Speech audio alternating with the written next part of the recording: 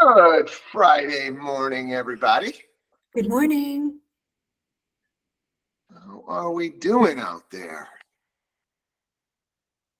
Who's starting us off? I like starting off with the wins. Who's got something?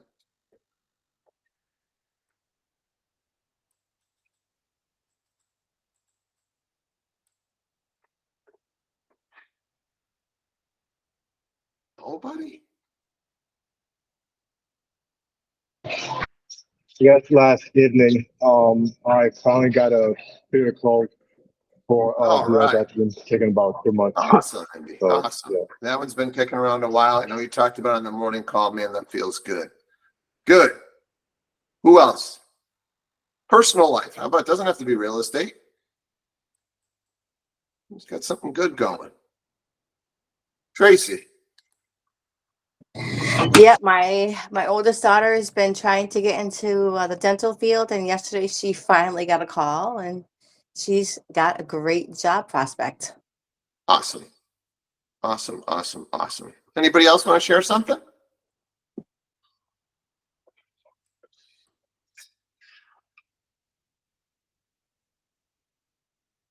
Jeff and Linda. Yes, the last 2 days I sat in at the board and took the ABR training, and it was fabulous. And the timing for it, with everything that's happening with the NAR settlement, was really, really helpful. And I felt like I learned a lot. So it was a very, very excellent use of time. Just expand upon that a little bit more. Are they still offering, is that the one that they're offering for free, or a portion of it for free? That or is something? correct. And I think they're doing that because they want to elevate the status of the agents who aren't going to be falling off. They are, NAR is projecting that 2/3 of all realtors throughout the country will drop off in the next 5 years. That is a significant number. And so there still will be the same number of real estate transactions. So I think they want those of us who are going to persevere to be as equipped and knowledgeable and, move in excellence to the best of our abilities. And they want to make it enticing for us to get as much knowledge and education as we possibly can have, so we can serve the public well. Yeah, I agree. That is the largest number I've heard. Where did you hear that stat, Linda? That's coming from NAR, the 2/3. That came from NAR, and it came from my class. And the gentleman who ran the class was the president of our local association for several years. So I don't think he was just throwing out a number frivolously. Yeah. I heard the same stat. I heard the same stat when I took it online through NAR, Steve. Yeah. I mean, I I definitely think, I mean, we're seeing it, right? We're seeing our own agents, just say, hey, I can't cut it. I don't want to do this. Transaction count's super low. We're in the 4 millions. We're typically in the 5 to 6 million range. So it's been hard going. It was really easy there for a bit. And for those of you who weren't in it when it was really easy, I got in right when it was hard as well. I got kind of sick and tired of hearing of how easy it was. Well, a couple of years ago, it was so easy before you got in. And yeah, I feel like, we had some COVID years there where it was just taking orders. And now you're running your own business. You're running all aspects of it. And this is going to need full commitment moving forward. So we are definitely gearing up towards that at Rovi. Excited to announce a bunch of stuff to you guys Tuesday at our Team Ridge. So yeah, I mean, that's what we're preparing for. So anybody else want to share something?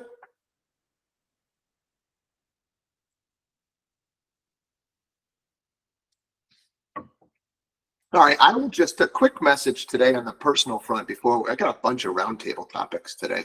I don't know what you guys have going on your deals, but just a quick one of the, I don't know if this is a proverb or something that I read, just that one of the greatest mistakes in life is suffering for years because you didn't want to feel foolish for 5 minutes. And it is, so true for those of you guys have faced any issues where you had to say you're sorry or you made a mistake and you just were upfront about it. It feels all weird going in, and then you get over it and you're like, yeah, I mean, I'm not saying always the other person didn't even care or whatever, but you look back and you're like, man, that wasn't so bad. And I've been holding that up. It's getting pent up inside of me and it's causing these feelings. Yeah. And I just had a situation with my son, that I didn't handle the best. And, you know, my wife, kind of got on my case, and, I don't like when my wife gets on my case, but, she is often right. You know, took a couple of breaths, had a nice sincere apology, and just feels amazing, you know. And then I saw this proverb, and just I think hopefully it gets somebody here going into the weekend with a nice moment that maybe will bring you some joy, because it was in this case something that brings you joy. So not only are you, you know, maybe it's not your strong suit to do the I'm sorry, but then it brings you joy afterwards. And it was really cool. So yeah. Anybody else have a story or anything that they want to add to that one?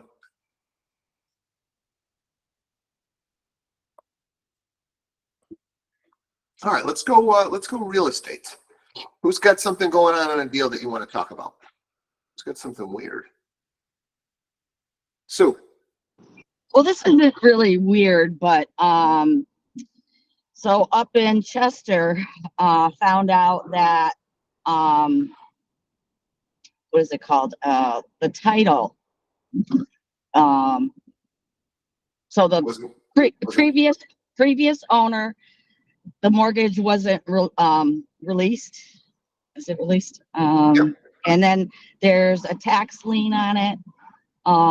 So you know, there's a couple things going on there, and you know, I'm just curious, why does this happen? Is it people in the office that aren't registering that the mortgage was released or cleared? Yeah, so yeah, that's exactly what's happening in the mortgage case. A lot of times, right, the payoff is made, right? So let's say the house sold 10 years ago. The payoff is made 10 years ago. Everything went according to plan. Seller got their money, you know, bank got their money, you know, and somehow the bank doesn't record that mortgage got paid off. So a lot of times when they're, you know, they doing the research, that's what the title insurance is for, right? They're doing the research to see could anybody else make a claim to this property? Oh, what's this? There's still a mortgage on the property. No, I paid that off. Well, we don't have any proof that you paid that off, right? And so now we got to go back and we got to get that proof. And I will tell you, it's interesting for the amount of money that you're paying for the title insurance, thousands of dollars sometimes. You know, my brother does a lot of transactions annually because he's flipping properties. And yeah, I don't know what he's flipping, 20 a year, let's say. And I think he had 3 or 4 with title issues in a calendar year. So it happens more than you would think. And I'm talking 3 or 4 that they couldn't get resolved. And, you know, had to go to land court, or, you know, it wasn't just a simple, hey, go back and get this person to sign, right? Because maybe that person is no longer alive, right? So now, you know, so there can be all kinds of issues that you can run into when you're trying to clear that title. Anybody else have a story to share around title and what happened and how it got cleared? But this can be frustrating, Sue, and there's not much you can do about it. And don't forget, these are properties, when I'm talking to my brother, it didn't sell 20 years ago. He bought it in January, fixes clear title, everything's fine, then goes to sell it in June, and the new buyer says, no, we got a title issue. And he's saying, well, wait a second, I just bought it. I just paid for the title insurance. They just told me it was fine. How can you do the research in January and you do it in June and find 2 different things? So frustrating. Yeah. Pat. Yeah, we talked a little bit about this in chat last night, and I had a property, my own property, that one of my condos had a lien issue, or a mortgage issue, where we closed on it back in like 2005, and when we tried to sell it a couple of years ago, it basically, there was 4 mortgages on it, but our attorney only paid off 2. And the crazy thing about it is we went through title insurance, and it took almost 2 years, and the craziest thing about all of it was my wife got very frustrated with the title company and the title insurance company. So she actually called the bank herself and was able to get the releases herself from the bank managers. So title insurance is kind of a pain in the ass as well. So sometimes you got to step in and do it yourself, which is even more bonkers because that's what you're paying for the insurance for. Steve, is there in Sue's case, if there is a lien on the property, who ends up paying that off if the other person is dead? You know what I mean? How does that end up working? Yeah, I think what'll end up happening is so typically it's somebody missed the signature, somebody didn't record something, like the bank got their money, right? And it just didn't get released off of the title. So typically it's just tracking it down, getting the bank to say yes. But no, there's definitely times where it's not a bank thing, right?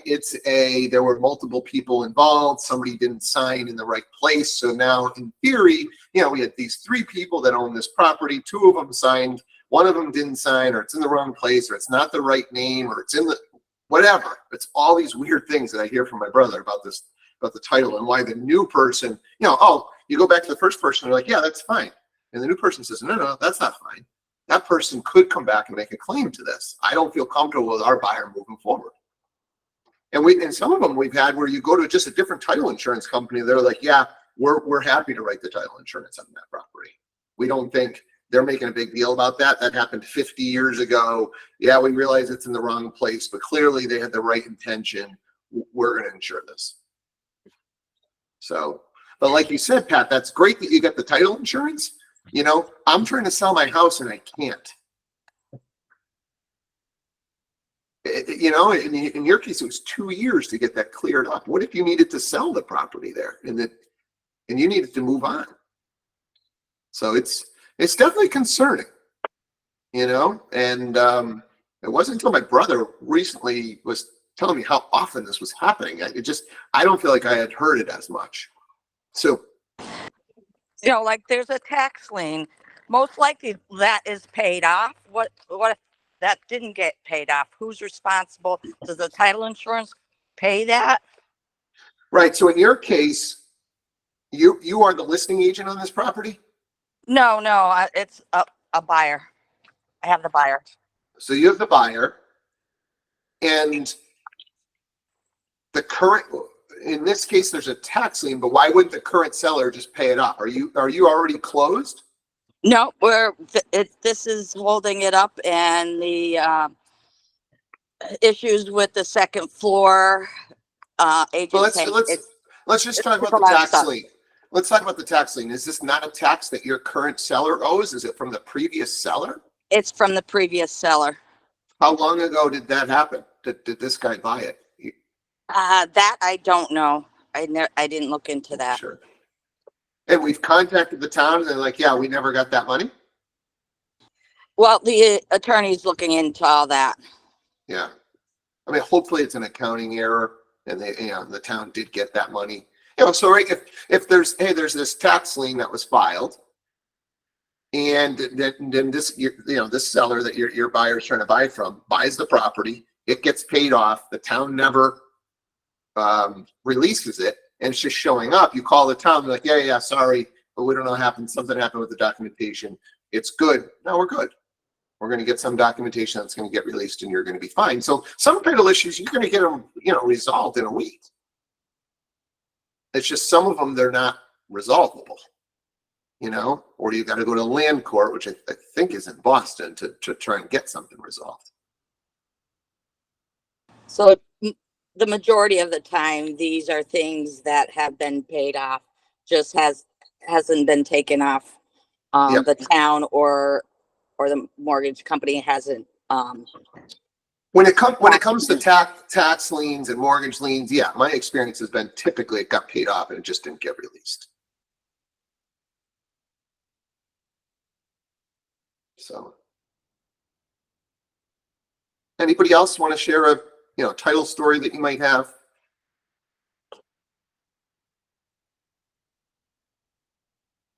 Okay. Tracy. I Go ahead, just Tracy. sorry, I just literally had a closing in West Springfield, and before the property was put on the market, the estate attorney filed a document. The son had signed off and released that he had no, basically whatever document to release anything he might have gotten from the property. And when we went to close, like a month or two later, it came up that the bank required that he signed off on the deed, and he didn't not want to sign off on the deed. He was just like giving us the runaround.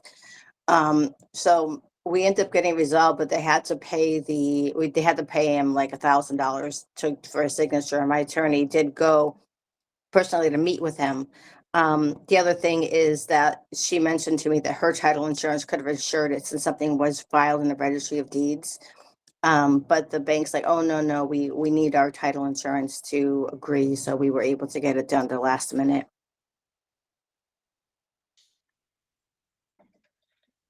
Yeah, so in that case, you're saying that son had signed a document that says, I'm releasing all interest in the property, but the bank wasn't okay with that document. They still wanted him to sign another document that says, you're all set, you're not getting any proceeds from this property. Yeah, they needed him to sign off on the deed. And I don't know if anybody else is experiencing this, but in addition to that, we also had FedEx lost the package, which was a nightmare. They ended up having to use copies, and they didn't really, the buyer's attorney did not want to use copies. And like my attorney's like, I don't know what to say. Like literally it was, here's the tracking. And it basically like dropped off of tracking. And it looks like it's happened a couple of times recently where FedEx has lost packages that are going from one attorney to the other, and they're both local. Yeah.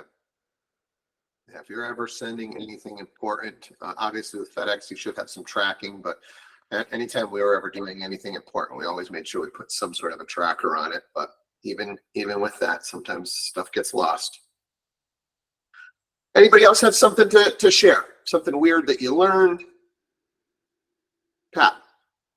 Steve, I just want to say that, like you were talking about yesterday there, with Tracy's story there's always a creative way to get around stuff. So, like she just said, like the guy did not want to sign. And I mean, most people would have taken that as, oh man, the deal's going to fall apart. But she was able to work it out where, or her attorney was that, hey, here's $1,000, man, just sign the document, So just want to kind of wrap it back around to that. 100%. Always creativity. And to be honest, like that's the part that I loved about the business when I was in full production, like, because the day-to-day making the calls and doing the showings, you got to be honest with you. I mean, that part gets old, but negotiating the deal, solving a problem, figuring out a way to get the parties to agree, that's where there's never a dull moment. There's always a problem to try and solve. And I loved that part of the business. And the more experience you get, you can come up with some creative stuff. The other side's happy. Everybody's happy. You're like, man, we wouldn't have gotten this done without you. Like, that's where, it really starts to feel good. So if you're struggling with like the mundane stuff, like you got to get through that. That is just part of the job. You got to make calls, have the conversations, or you're not going to survive. But, hopefully where you can get, the joy is out of these negotiations and getting creative and feeling like, damn, like I don't think too many other agents would have got that deal done. That feels awesome. Who else has got to share? Hiram. So real quick, I just wanted to share with the group, listen, do not disqualify nurtures in your database. Make an attempt to try to stay in touch with them, reach out to them, and before you decide that you want to dump them in the sea. I've been trying to reach this client. I've been working with this buyer for 2 years, and for a while, we lost communication.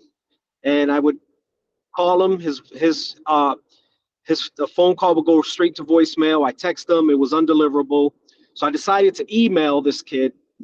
And he emailed me back yesterday. He was like, listen, I apologize. He is a trucker. He left his phone at a truck stop. Wasn't in a position to really go and just drop another couple $1,000s on a new phone. So he went and got a Boost mobile phone. He called me. He said, listen, I wasn't ready back then, but I'm ready now. My wife has all her documentation. I have all my documentation. We're ready for that pre-approval and we're ready to buy. So moral of the story is stay in contact with the people in your database, and don't just disqualify that nurture lead that you have in your database without making a final attempt to get a hold of that person.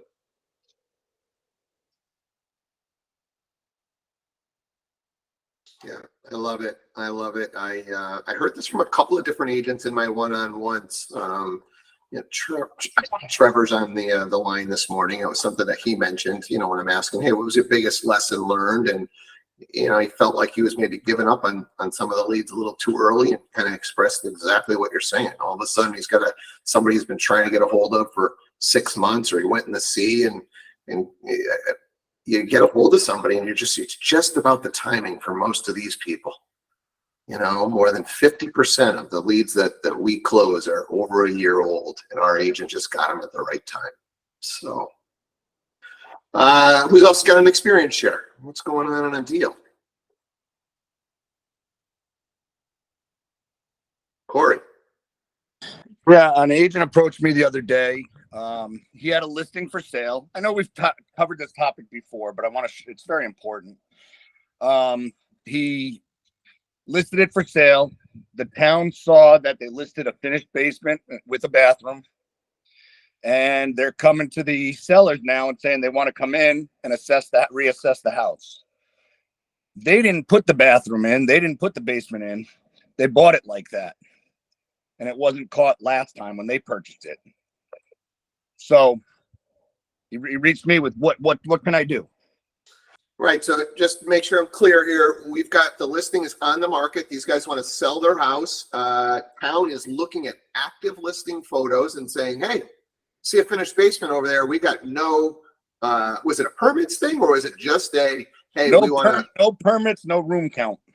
Are they coming after him for permits, the town, or just for they want to come in and reassess? They're saying they want to come in and reassess the house, which to me is they're going to probably look for permits. Permits, yeah, permits, and maybe increase the assessment.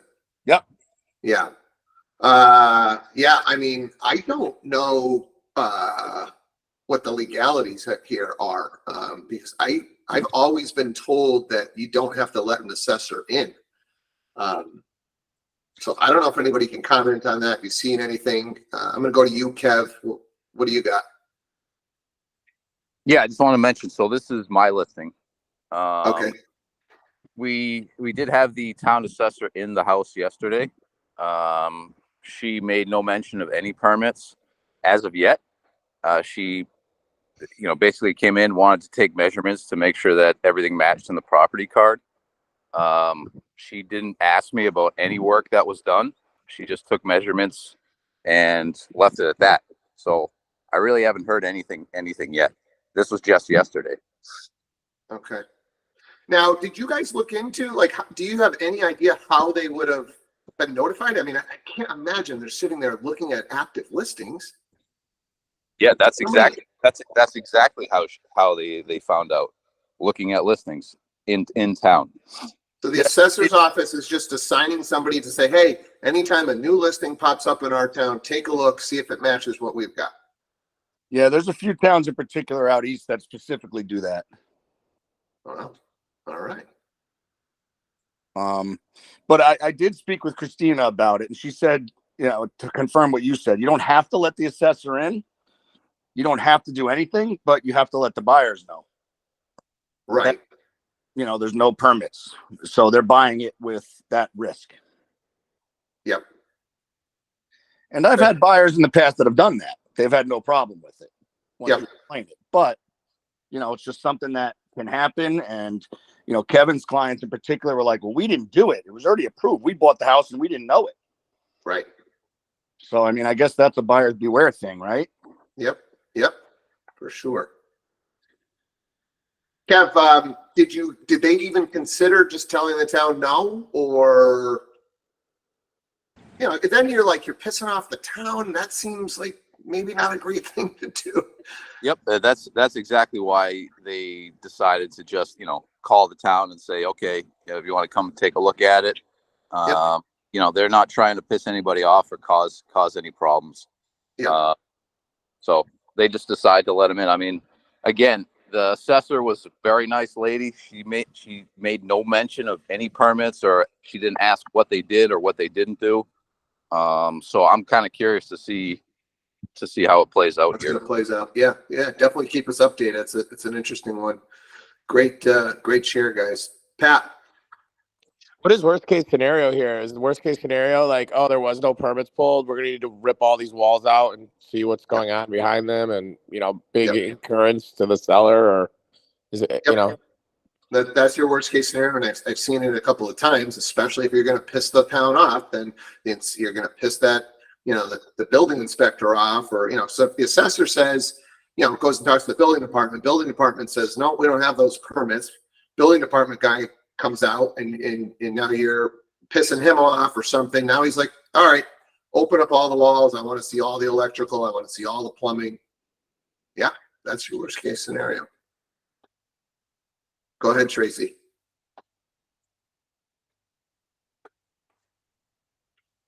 Sorry, my screen changed. Yeah, now that you guys are bringing this up, a couple of years ago, I was doing a lot of Zillow. I was a Zillow Premier agent, and I started getting calls from like South Hadley Building Department and Granby, Mass, Building Department, and they were calling because they would see my name in a listing. They weren't mine, and they were calling me, and they were saying that there were outstanding permits on, whatever properties. And I'm like, I understand, I'll contact a listing agent, but it's not mine.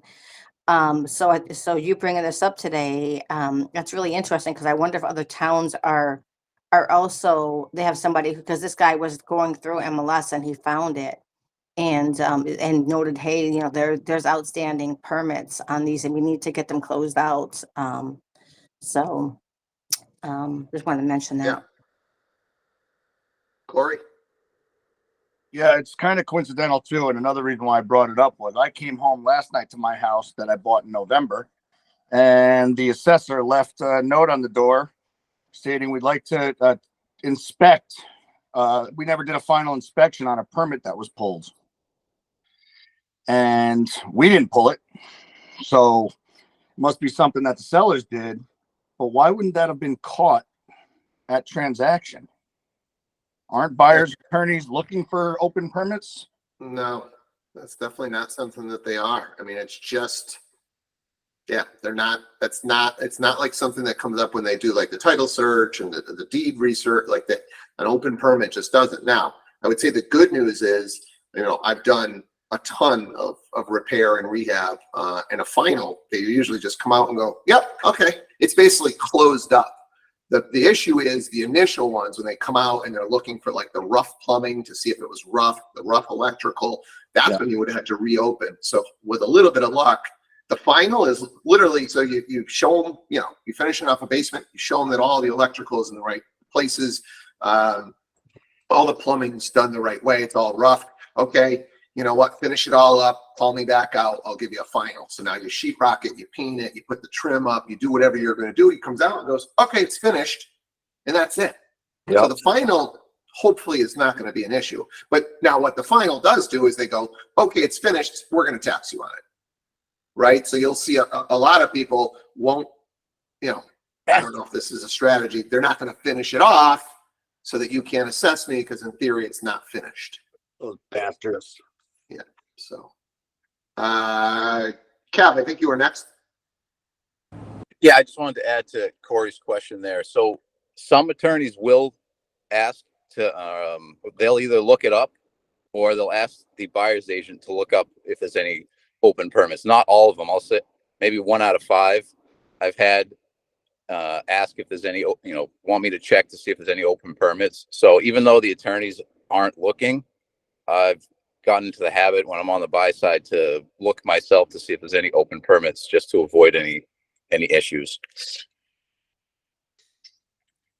Yeah, I mean, it raises a question of, you know, and maybe we can talk amongst the leadership team here. Is that something that we want to add to our TC process as an email to the agent to say, hey, you might want to call and ask, you know, this would probably need to be done during that inspection period. So we'll talk amongst ourselves. I appreciate you guys bringing this one up. I think it was Jen, you had your hand up. We'll finish with you. I was just going to say that came up at that problem property I was talking about yesterday that took forever to close, and it was an open permit where they needed that last inspection. But in this case, the VA was insisting on it, but the town was saying that it was basically closed because it was grandfathered in. But we did have to end up having it closed and have an inspector come out and just make sure everything was all set. But they were saying it could have been grandfathered in if the VA didn't insist on it. Yeah. Good stuff today, guys. Again, it just seems like every day we're leveling up, and I love that you guys are coming with stuff. So just bring it out. And what I love is when we can take it, we can go on a tangent, we can go another way, or remind somebody else of something else that happened on their deal. Let me tell everybody about that. That's what can really get this thing rocking and rolling. So go crush your Fridays, have a great weekend, and let's get back after it again on Monday. Take care. Thank you. Bye. Bye, guys.